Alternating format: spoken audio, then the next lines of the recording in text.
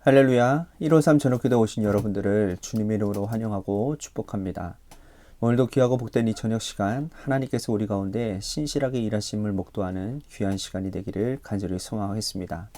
먼저 하나님의 말씀 보도록 합니다. 요한계시록 12장 1절에서 6절 말씀까지 보겠습니다. 요한계시록 12장 1절에서 6절 말씀입니다. 우리 같이 한 목소리로 다 함께 봉독하겠습니다. 시작. 하늘에 큰 이적이 보이니 해를 옷 입은 한 여자가 있는데 그 발 아래에는 달이 있고 그 머리에는 12별의 관을 썼더라. 이 여자가 아이를 베어 해산하게 되매 아파서 애를 쓰며 부르짖더라. 하늘에 또 다른 이적이 보이니 보라, 한 큰 붉은 용이 있어 머리가 7이요 뿔이 10이라. 그 여러 머리에 7 왕관이 있는데 그 꼬리가 하늘의 별 3분의 1을 끌어다가 땅에 던지더라. 용이 해산하려는 여자 앞에서 그가 해산하면 그 아이를 삼키고자 하더니 여자가 아들을 낳으니 이는 장차 철창으로 만국을 다스릴 남자라. 그 아이를 하나님 앞과 그 보좌 앞으로 올려가더라. 그 여자가 광야로 도망하매 거기서 1260일 동안 그를 양육하기 위하여 하나님께서 예비하신 곳에 있더라. 아멘. 우리가 살아가는 세상은요, 가시적인 세계와 비가시적인 세계로 이루어져 있습니다. 가시적인 세계라면 말 그대로 눈에 보이는 것들이겠죠. 물질 세계 말하는 겁니다. 그런데 더 중요한 것은 눈에 보이지 않는 비가시적인 세계입니다. 비가시적인 세계는 믿음의 백성들에게는 영적인 세계라고 할 수 있습니다. 영적인 세계는 영적 싸움이 있습니다. 빛의 자녀들과 어둠의 세력들이 다투는 영적 싸움이 일어나고 있는 것이죠. 이 어둠의 세력을 주관하는 자가 누구입니까? 그야 당연히 사탄이죠. 자, 오늘 보면은 사탄의 정체가 무엇인지, 빛의 자녀들인 우리들이 그들을 어떻게 대항해야 되는지 그것을 말씀해 주고 있습니다. 우리 1절 말씀 보도록 합니다. 하늘에 큰 이적이 보이니 해를 옷 입은 한 여자가 있는데 그 발 아래에는 달이 있고 그 머리에는 12별의 관을 썼더라. 한 여자가 해를 옷 입었대요. 그리고 발 아래에는 달이 있대요. 자, 12별의 관을 쓰고 있습니다. 해, 달, 별을 한 몸에 가지고 있는 여자, 이 여자는 누구일까요? 자, 해, 달, 별은 하나님께서 넷째 날 창조하신 것들이에요. 해와 달과 별은 빛을 내는 발광체이지만 빛 자체는 아닙니다. 하나님은 첫날 빛을 창조하시고 넷째 날 해와 달과 별을 창조하셨죠. 그러므로 영광 자체는 아니나 영광을 비추는 반사체가 이 여자라는 의미인 거예요. 이 여자는 그런 의미에서 뭘 의미하느냐? 교회라고 볼 수 있는 겁니다. 교회는 영광 자체가 될 수 없어요. 왜요? 그리스도가 아니기 때문입니다. 교회는 그리스도의 피값으로 사신 곳이죠. 교회는 영광을 드러내고 영광을 비추는 곳이고, 교회 공동체에서 믿음 생활하는 하나님의 백성들은 영광된 영광된 빛을 삶의 현장에서 드러내야 합니다. 그리고 특히 구약의 교회의 위대한 공헌을 또 말하고 있는데요. 2절 말씀 보십시오. 이 여자가 아이를 베어 해산하게 되매 아파서 애를 쓰며 부르짖더라. 자, 여자를 교회라고 말을 했잖아요. 자, 여자가 아이를 해산하게 됐대요. 구약의 교회는 오실 메시아를 준비하는 공동체입니다. 구약과 신약은 메시아를 중심으로 이루어져 있고, 구약은 오실 메시아를 바라보고 있고, 신약은 오신 메시아에 대한 증언이에요. 여기서 아이는 예수 그리스도를 의미합니다. 구약의 교회가 예수 그리스도를 준비했고, 하나님께서 교회를 통해서 예수 그리스도를 이 땅에 보내주셨어요. 여자가 교회고 아이는 예수 그리스도라면 사탄과 악의 세력이 이 교회와 예수 그리스도를 가만히 둘 리가 없지 않겠습니까? 그것을 3절 4절에서 이렇게 말씀하고 있습니다. 하늘에 또 다른 이적이 보이니 보라, 한 큰 붉은 용이 있어 머리가 7이요 뿔이 10이라. 그 여러 머리에 7 왕관이 있는데 그 꼬리가 하늘의 별 3분의 1을 끌어다가 땅에 던지더라. 용이 해산하는 여자 앞에서 그가 해산하면 그 아이를 삼키고자 하더니. 자, 계시록에서 말하는 용은 사탄을 의미합니다. 용이 짐승에게 권세를 주었다 할 때에 이 짐승은 국가 권력을 의미하는 거거든요. 그런데 용의 정체를 가만히 보니까 머리가 7이고 뿔이 10이라고 되어 있어요. 자, 계시록에 이 7이라고 하는 숫자는 하늘의 수, 땅의 수가 더해진 완전수를 의미합니다. 그러므로 사탄의 세력인 용이 7이라는 숫자를 가졌다라는 것은 사람들이 보기에 완전한 것처럼 보인다라는 의미예요.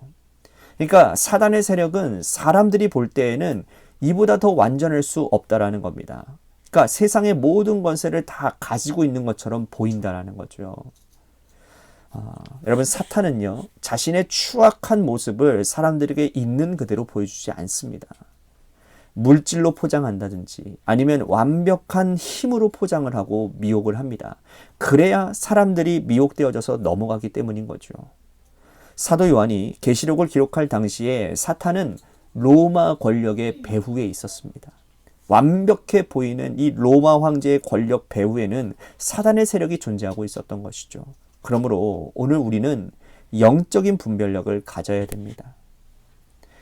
악의 세력이 여자가 낳은 아리를 삼키려고 입을 벌리고 있어요. 하나님의 아들 예수 그리스도와 교회를 삼키려고 하는 사단의 세력들입니다. 교회는 이 사탄의 세력의 핍박을 받고 있습니다. 자, 5절 6절 말씀 보십시오. 여자가 아들을 낳으니 이는 장차 철창으로 만국을 다스릴 남자라. 그 아이를 하나님 앞과 그 보좌 앞에 올라가더라. 그 여자가 광야로 도망하매 거기서 1260일 동안 그를 양육하기 위하여 하나님께서 예비하신 곳에 있더라. 여자가 도망을 갔어요. 아까 전에 말씀드렸죠. 여자는 교회고 광야는 뭘 의미할까요? 고난이에요. 그러니까 교회가 고난을 당하는 것이 당연한 일인지 모릅니다. 왜냐? 도미티아누스 황제가 박해가 있을 때 교회는 지하로 숨어 들어갔기 때문입니다. 이 카타콤에 숨어 들어서 박해를 피하고 그곳에서 하나님의 백성다운 정체성을 유지하며 살았다라는 거예요. 오늘 우리에게 고난과 어려움이 주어져서 하나님의 백성답게 살려고 애를 쓰면 쓸수록 세상은 우리를 더 시험 들게 하고 힘들게 할 것입니다. 이것을 이상하게 여기지 않기를 바랍니다. 하나님 자녀답게 사는 데는 고난과 어려움이 따를 수밖에 없는 거예요. 그 옛날 기독교가 공인되어지기 전 이 도미티아누스 황제의 박해 때도 그랬고, 또 우리나라 말하면 우리나라에서도 일제강점기 때, 또 공산 정권 치하에서도 그랬고, 오늘 이 시대에도 세상에서 권세 잡은 악한 세력은 교묘한 방법으로 교회를 박해하고 믿음 생활하는 백성들을 믿음 생활하지 못하도록 어려움을 준단 말이죠. 우리는 이 비가시적인 세계에서 영적 전투가 일어난다라는 것을 기억하고 영의 눈을 떠서 우리가 악의 세력과 맞서 싸워서 이길 수 있는 우리 모두가 되어야 된다라는 것입니다. 또한 계시록은 이어서 용이 어떠한 세력인지를 보여주고 있는데요. 자, 9절 말씀 보십시오. 큰 용이 내쫓기니 옛뱀 곧 마귀라고도 하고 사탄이라고도 하며 온 천하를 꾀하는 자라. 그가 땅으로 내쫓기니 그의 사자들도 그와 함께 내쫓기니라. 자, 큰 용은 사탄인데 그 정체가 옛뱀이라고 했어요.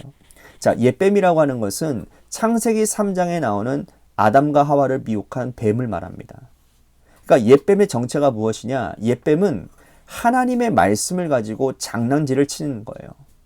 그러니까 하나님은 선악과를 먹으면 정령 죽으리라 라고 말씀하셨는데 그 옛뱀은 결코 죽지 아니할 것이라고 얘기를 했어요. 자, 옛뱀은 오늘도 하나님의 말씀을 더하기도 하고 빼기도 합니다. 그래서 우리가 이 옛뱀에 미혹되지 않으려면 하나님의 말씀을 바로 알아야 돼요. 그렇지 않고 흐릿하게 알고 있으면 하나님의 말씀을 빼고 더하는 데 능한 이 옛뱀의 세력 앞에서 우리는 미혹당할 수밖에 없습니다. 자, 그리고 옛뱀은 사람들에게 교만을 줍니다. 이것을 먹는 날에는 너희 눈이 밝아져서 하나님과 같이 될 것이다 라고 했죠. 옛뱀은 오늘도 우리에게 교만을 주입합니다.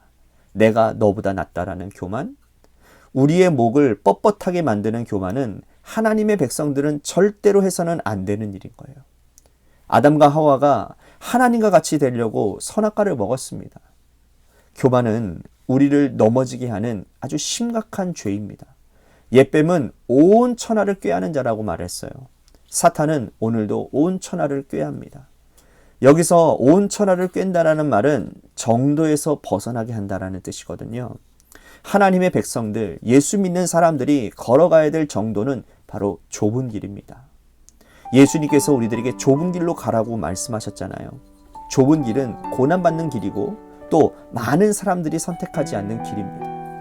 예수 그리스도께서 우리에게 맡겨주신 그 십자가를 지고 걸어가는 길이라는 거예요. 자, 그러나 옛뱀은 우리에게 십자가를 버리고 넓은 길로 가라고 미혹합니다.